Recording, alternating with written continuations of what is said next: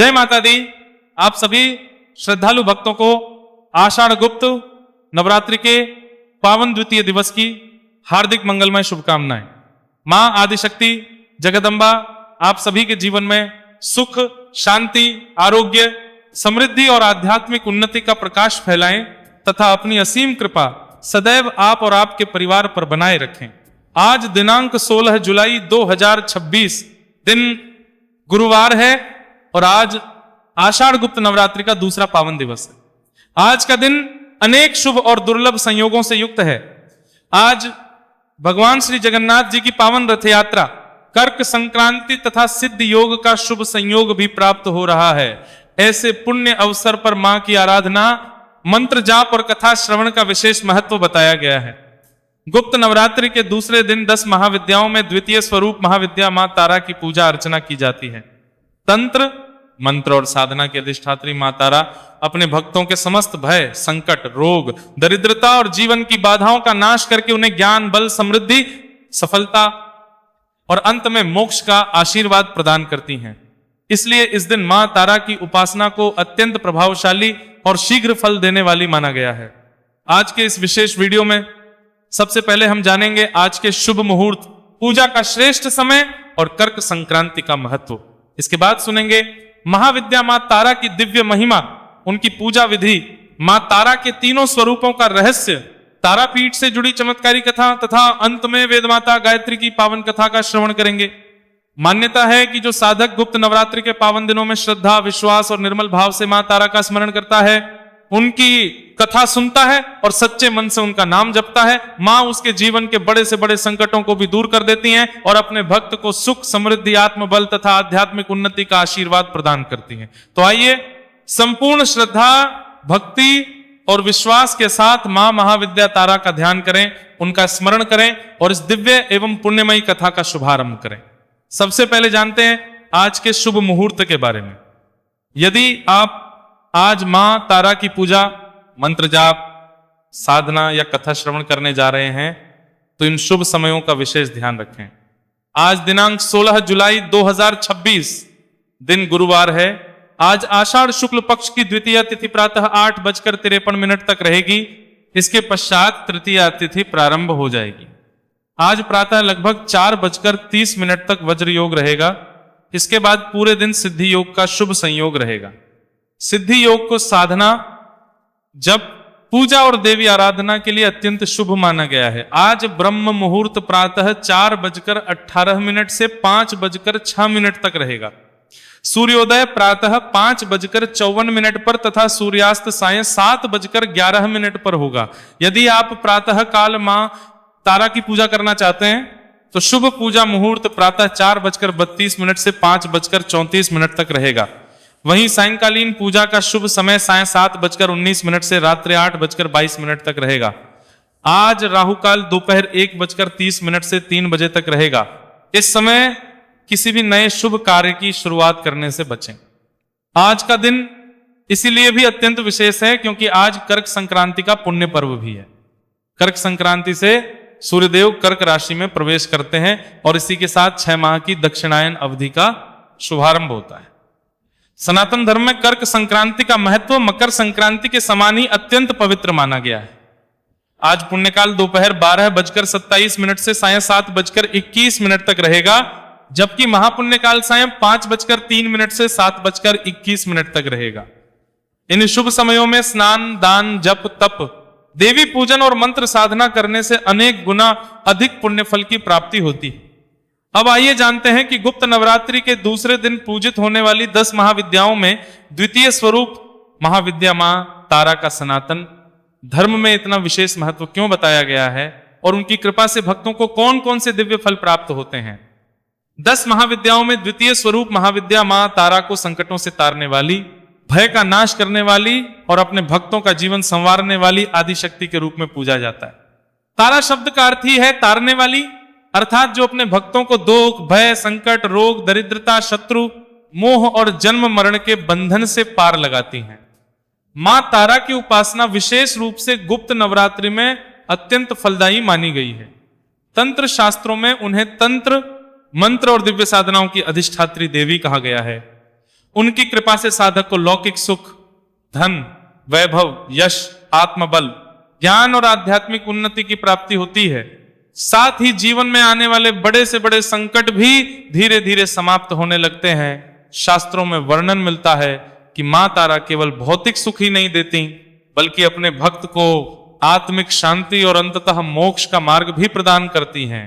इसलिए उन्हें करुणामयी, तारिणी, संकट मोचिनी और मोक्षदायिनी देवी भी कहा जाता है।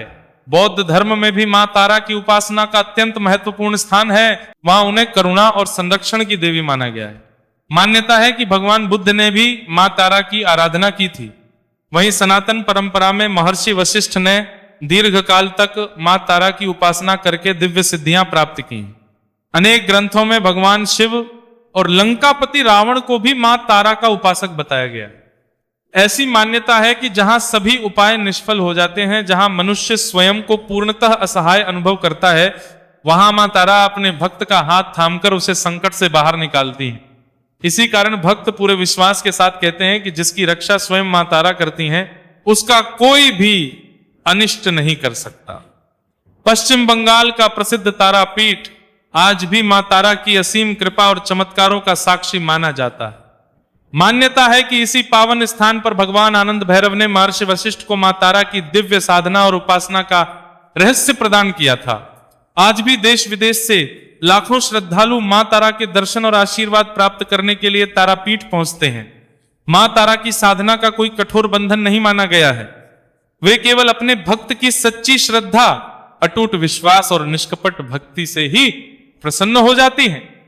जो साधक निर्मल मन से उनका स्मरण करता है, मां उसकी मनोकामनाएं पूर्ण करती हैं, धन संबंधी कष्ट दूर करती हैं, भय का नाश करती हैं और जीवन में सुख, समृद्धि तथा आध्यात्मिक उन्नति का मार्ग प्रशस्त करती हैं। शास्त्रों में मां तारा के 3 प्रमुख दिव्य स्वरूप बताए गए हैं। प्रत्येक स्वरूप का अपना विशेष महत्व, शक्ति और आध्यात्मिक रहस्य है। आइए अब मां तारा के इन तीनों दिव्य स्वरूपों के बारे में विस्तार से जानते हैं। शास्त्रों में मां तारा के 3 प्रमुख दिव्य स्वरूपों का वर्णन मिलता है। उग्र तारा, नील, सरस्वती और एक जटा। तीनों स्वरूप अपने अपने विशेष गुणों और दिव्य शक्तियों के कारण समस्त संसार में पूजनीय हैं। मां तारा का प्रथम स्वरूप है उग्र तारा। यह मां का अत्यंत तेजस्वी और प्रचंड स्वरूप माना जाता है। इस रूप में वह अपने भक्तों के सभी भय, संकट, शत्रु, रोग, नकारात्मक शक्तियों और जीवन की कठिन से कठिन बाधाओं का नाश करती हैं। जब भक्त चारों ओर से निराश हो जाता है और उसे कोई मार्ग दिखाई नहीं देता, तब मां उग्र तारा उसका संरक्षण करती हैं और उसे सही मार्ग दिखाती। यही कारण है कि तंत्र साधना में उग्र तारा की उपासना का विशेष महत्व बताया गया है। मां तारा का दूसरा स्वरूप है नील सरस्वती। यह स्वरूप ज्ञान, वाणी, बुद्धि, विद्या और दिव्य चेतना का प्रतीक माना जाता है। मां नील सरस्वती अपने भक्तों को केवल सांसारिक शिक्षा ही नहीं, बल्कि वह दिव्य ज्ञान भी प्रदान करती हैं जो सामान्य बुद्धि से परे होता है। आयुर्वेद, ज्योतिष, तंत्र, मंत्र, योग, आध्यात्मिक विज्ञान और अनेक गूढ़ विद्याओं की अधिष्ठात्री भी मां नील सरस्वती को ही माना जाता है। उनकी कृपा से साधक का विवेक जागृत होता है और जीवन में सही निर्णय लेने की शक्ति प्राप्त होती है। मां तारा का तीसरा स्वरूप है एक जटा। यह स्वरूप अत्यंत शांत, सात्विक और मोक्ष प्रदान करने वाला माना गया है। कहा जाता है कि देवी एक जटा अपने भक्तों को जन्म मरण के बंधन से मुक्त कर परम कल्याण का मार्ग दिखाती हैं। उनकी कृपा से साधक का मन वैराग्य की ओर अग्रसर होता है और उसे आध्यात्मिक शांति की अनुभूति होती है। इसलिए मां एक जटा को मोक्षदायिनी देवी भी कहा जाता है। मान्यता है कि मां तारा अपने इन तीनों स्वरूपों के माध्यम से अपने भक्तों को जीवन की प्रत्येक अवस्था में संरक्षण प्रदान करती हैं।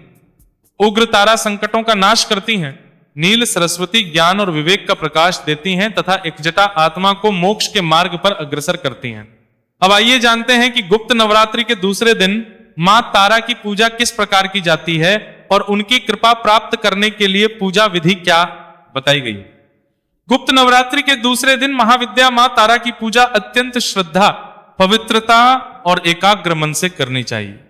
शास्त्रों में वर्णित है कि मां तारा बाहरी आडंबर से अधिक अपने भक्त की सच्ची भक्ति और निष्कपट भाव से प्रसन्न होती हैं। इसलिए यदि पूजा पूरी श्रद्धा और विश्वास के साथ की जाए तो मां अपने भक्त की मनोकामनाएं अवश्य पूर्ण करती हैं। मां तारा की साधना प्रायः रात्रि के समय की जाती है। तंत्र ग्रंथों में मध्य रात्रि का समय उनकी उपासना के लिए विशेष फलदायी माना गया है। यदि आप सामान्य श्रद्धालु हैं और केवल भक्ति भाव से पूजा करना चाहते हैं तो रात्रि में शांत वातावरण में मां का स्मरण करते हुए दीप प्रज्वलित कर उनकी आराधना कर सकते हैं। पूजा प्रारंभ करने से पहले स्नान करके स्वच्छ एवं पवित्र वस्त्र धारण करें। इसके बाद पूजा स्थान को गंगा जल से शुद्ध करें और एक साफ चौकी पर लाल या गुलाबी वस्त्र बिछाकर मां तारा की प्रतिमा, चित्र अथवा तारा यंत्र की स्थापना करें। फिर घी का दीपक और धूप जलाकर मां को लाल अथवा गुलाबी पुष्प, अक्षत, कुमकुम, चंदन तथा अपनी श्रद्धा के अनुसार नैवेद्य अर्पित करें। पूजा के समय पूरे मन से मां तारा का ध्यान करें और उनके मंत्रों का श्रद्धा पूर्वक जप करें। ऐसा माना जाता है कि सच्चे मन से किया गया एक एक मंत्र भी मां तक अवश्य पहुंचता है। पूजा के पश्चात मां की कथा का श्रवण करें, उनकी आरती करें और अंत में अपने तथा समस्त संसार के कल्याण की प्रार्थना करें। ध्यान रखें कि किसी भी देवी देवता की उपासना का सबसे बड़ा आधार श्रद्धा, विश्वास और पवित्र आचरण है। केवल विधि विधान ही पर्याप्त नहीं है। जब भक्ति के साथ मन की निर्मलता जुड़ जाती है तभी साधना पूर्ण फल प्रदान करती है। अब आइए सुनते हैं महाविद्या मां तारा से जुड़ी एक अत्यंत प्रेरणादायक और चमत्कारी कथा, जो हमें यह सिखाती है कि सच्ची भक्ति कभी व्यर्थ नहीं जाती। मां अपने भक्त की परीक्षा अवश्य लेती हैं, लेकिन जब उनकी कृपा बरसती है तो जीवन के सभी दुख और अभाव दूर हो जाते हैं। अब सुनिए मां तारा की एक अत्यंत प्रेरणादायक और चमत्कारी कथा, जो पश्चिम बंगाल के प्रसिद्ध शक्तिपीठ तारापीठ से जुड़ी हुई मानी जाती है। यह कथा हमें सिखाती है कि सच्ची भक्ति कभी निष्फल नहीं जाती। मां अपने भक्त की परीक्षा अवश्य लेती हैं, किंतु जब वे प्रसन्न होती हैं तो अपने भक्त का जीवन ही बदल देती हैं।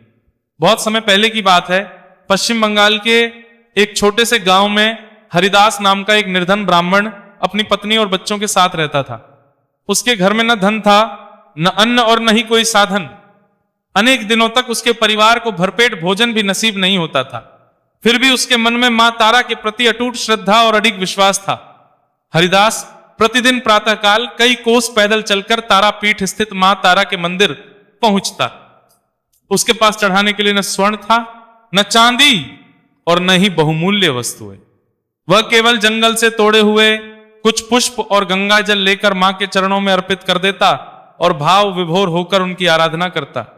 गांव के लोग अक्सर उसका उपहास उड़ाते और कहते, हरिदास, तू वर्षों से मां तारा की पूजा कर रहा है, फिर भी तेरे घर में गरीबी क्यों है?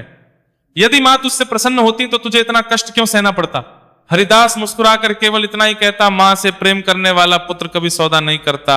मैं मां की पूजा किसी लाभ के लिए नहीं करता। मुझे विश्वास है कि मेरी मां जो करेगी उचित समय पर करेगी। समय बीतता गया। एक दिन ऐसी परिस्थिति आ गई कि उसके घर में कई दिनों से चूल्हा तक नहीं जला था। उसके छोटे छोटे बच्चे भूख से व्याकुल थे। उसकी पत्नी की आंखों में आंसू थे। उसने व्यथित होकर कहा, अब केवल पूजा से क्या होगा? बच्चों की भूख भी तो मिटानी है। हरिदास ने शांत स्वर में उत्तर दिया, मुझे अपनी मां पर पूर्ण विश्वास है। यदि यह परीक्षा है तो मैं इसे भी स्वीकार करता हूं। मां कभी अपनी संतान का साथ नहीं छोड़ती। अगले दिन वह पहले की तरह तारापीठ पहुंचा। मंदिर में प्रवेश करते ही उसकी आंखों से आंसू बहने लगे। वह मां के चरणों में गिर पड़ा और बोला, हे मां, यदि मेरी भक्ति में कोई कमी हो तो मुझे क्षमा कर दो। मैं अपने लिए कुछ नहीं चाहता, पर अपने बच्चों की पीड़ा अब देखी नहीं जाती। यदि मेरी परीक्षा अभी भी शेष है तो मुझे शक्ति दो कि मैं उसे भी सह सकूं। यह कहकर वह वहीं मंदिर की सीढ़ियों पर बैठ गया। उसे न भूख की चिंता थी और न प्यास की। उसके हृदय में केवल मां तारा का नाम था और आंखों में उनकी प्रतिमा। उसे पूर्ण विश्वास था कि उसकी पुकार एक न एक दिन अवश्य सुनी जाएगी। हरिदास की यह करुण पुकार सुनकर भी मानो मां मौन थी।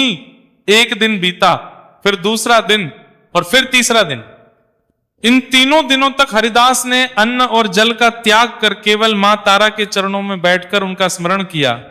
उसका शरीर अत्यंत दुर्बल हो चुका था, किंतु उसकी श्रद्धा और विश्वास तनिक भी डगमगाए नहीं। उधर मंदिर में आने वाले लोग उसे देखकर तरह तरह की बातें करने लगे। कोई उसकी भक्ति की प्रशंसा करता तो कोई उसे मूर्ख कहकर चला जाता, किंतु हरिदास के मुख पर केवल एक ही नाम था, जय मां तारा, जय मां तारा। गुप्त नवरात्रि की पावन नवमी की रात्रि थी। मंदिर दीपों की ज्योति से जगमगा रहा था। चारों ओर शंख, घंटों और मंत्रोच्चार की दिव्य ध्वनि गूंज रही थी। उसी समय अचानक मंदिर के गर्भगृह से एक अद्भुत दिव्य प्रकाश प्रकट हुआ। देखते ही देखते पूरा मंदिर उस अलौकिक तेज से प्रकाशित हो उठा। वहां उपस्थित सभी भक्त आश्चर्यचकित रह गए। उस दिव्य प्रकाश के मध्य स्वयं महाविद्या मां तारा अपने तेजस्वी स्वरूप में प्रकट हुई। उनका नील वर्ण शरीर, करुणा से भरी दृष्टि और मुख पर दिव्य मुस्कान देखकर हरिदास भाव विभोर हो उठा। उसकी आंखों से अश्रुओं की धारा बहने लगी और वह दंडवत होकर मां के चरणों में गिर पड़ा। मां तारा ने अत्यंत स्नेहपूर्ण स्वर में कहा, पुत्र हरिदास, मैं तुम्हारी भक्ति, धैर्य और विश्वास की परीक्षा ले रही थी। संसार में बहुत से लोग सुख मिलने तक ही भक्ति करते हैं, परंतु जो दुख और अभाव में भी अपने विश्वास को अडिग रखता है, वही मेरा सच्चा भक्त कहलाता है। हरिदास ने हाथ जोड़कर कहा, हे मां, मैं तो आपके दर्शन के लिए आता हूं। मैंने कभी धन, वैभव या सुख नहीं मांगा। यदि आपने मुझे अपने चरणों का स्थान दे दिया तो मेरे लिए यही सबसे बड़ा वरदान है। मां तारा मुस्कुराई और बोली, पुत्र, आज से तुम्हारे घर में कभी अन्न, धन और सुख की कमी नहीं होगी। तुम्हारे परिवार पर मेरी कृपा सदैव बनी रहेगी। जो भी श्रद्धा और विश्वास के साथ मेरी आराधना करेगा, उसकी उचित मनोकामना मैं अवश्य पूर्ण करूंगी। इतना कहते ही मां ने अपने करकमलों से प्रसाद से भरा एक दिव्य पात्र हरिदास को प्रदान किया। कहते हैं कि वह पात्र कभी खाली नहीं हुआ। हरिदास जब भी उसमें से अन्न निकालता, वह पुनः भर जाता। उसके घर की दरिद्रता सदा के लिए समाप्त हो गई। यह समाचार शीघ्र ही पूरे गांव में फैल गया। जो लोग कभी उसकी भक्ति का उपहास उड़ाते थे, वही अब मां तारा की महिमा का गुणगान करने लगे। सभी ने समझ लिया कि सच्ची भक्ति का फल अवश्य मिलता है, चाहे उसमें कुछ समय ही क्यों न लगे। इसीलिए कहा जाता है कि मां तारा अपने भक्त की परीक्षा अवश्य लेती हैं, किंतु जब उनकी कृपा बरसती है तो जीवन के सभी दुख, अभाव और संकट दूर हो जाते हैं। जो श्रद्धा, विश्वास और निष्कपट भाव से मां का स्मरण करता है, मां तारा उसे कभी निराश नहीं करती। प्रिय श्रद्धालुओं, इस कथा से हमें यही शिक्षा मिलती है कि कठिन परिस्थितियों में भी अपने ईश्वर पर विश्वास कभी नहीं छोड़ना चाहिए, क्योंकि सच्ची भक्ति का प्रतिफल अवश्य मिलता है। और मां की कृपा जब प्राप्त होती है तो जीवन का अंधकार भी प्रकाश में बदल जाता है। सभी श्रद्धा और प्रेम से बोलिए, जय मां तारा, जय महाविद्या तारा, जय मां जगदम्बे। प्रिय भक्तों, महाविद्या मां तारा और वेद माता गायत्री की यह पावन कथा यहीं पूर्ण होती है। शास्त्रों में कहा गया है कि जो भक्त गुप्त नवरात्रि के पावन दिनों में श्रद्धा पूर्वक मां तारा का स्मरण करता है, उनकी कथा सुनता है और सच्चे मन से उनकी आराधना करता है, उसके जीवन से भय, दरिद्रता, रोग, शत्रु बाधा और मानसिक अशांति धीरे धीरे दूर होने लगती है। मां अपने भक्त को साहस, विवेक, आत्मबल, समृद्धि और आध्यात्मिक उन्नति का आशीर्वाद प्रदान करती है। इसी प्रकार जो श्रद्धालु माता गायत्री का ध्यान करता है, गायत्री मंत्र का जप करता है और उनके बताए हुए सत्य, सदाचार और ज्ञान के मार्ग पर चलता है, उसके जीवन में सद्बुद्धि, तेज, आत्मविश्वास और सकारात्मक ऊर्जा का संचार होता है। वेद माता गायत्री की कृपा से मनुष्य का अंतःकरण निर्मल होता है और उसके जीवन का मार्ग प्रकाशित हो जाता है। आइए हम सभी मिलकर मां तारा और मां गायत्री के चरणों में यही प्रार्थना करें कि वे हमारे जीवन से अज्ञान का अंधकार दूर करें, हमें धर्म के मार्ग पर चलने की शक्ति दें, हमारे परिवार को सुख, शांति, आरोग्य और समृद्धि प्रदान करें तथा समस्त संसार का कल्याण करें। अब श्रद्धा और भक्ति के साथ मां तारा तथा वेद माता गायत्री की आरती का श्रवण करें और अंत में क्षमा प्रार्थना अवश्य करें। यदि आपको यह पावन कथा पसंद आई हो और इससे आपको आध्यात्मिक प्रेरणा मिली हो तो इसे अपने परिवार, मित्रों और सभी श्रद्धालु भक्तों तक अवश्य पहुंचाएं, ताकि अधिक से अधिक लोग मां की महिमा का श्रवण कर उनका आशीर्वाद प्राप्त कर सकें। सभी श्रद्धालु प्रेम से एक बार बोलिए, जय मां तारा, जय महाविद्या तारा, वेद माता गायत्री की जय।